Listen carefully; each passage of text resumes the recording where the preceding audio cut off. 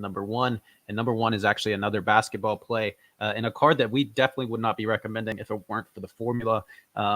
We're looking at his De'Aaron Fox's 2017 Optic Shock, number 196 in PSA 10, which has a pop count of 424. Paul, the last sale for this card was just $22, but to be conservative, I used an average cost of $30, which is the average cost across the last 3 sales for this card.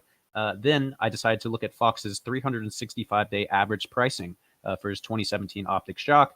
We see that the card then sold based on the 365-day average at $75 across 61 transactions. I felt like this was a safe number to use as a target sales price because this accounts for off-season, hype cycles, performance-based cycles, downtimes, et cetera. And I think 61 transactions is a really solid baseline. So basically you get kind of the ebbs and flows. And I think that anytime you can look at a 365-day average that has a lot of sales transactions and a lot of data to look at, you can assume that it will get back near that number that it averages, right?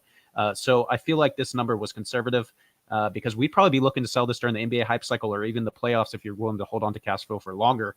And the prices could be much higher during times where NBA anticipation and hype is high. So based on the numbers that I used here, Paul, again, that's $30 average cost and a sales cost of $75.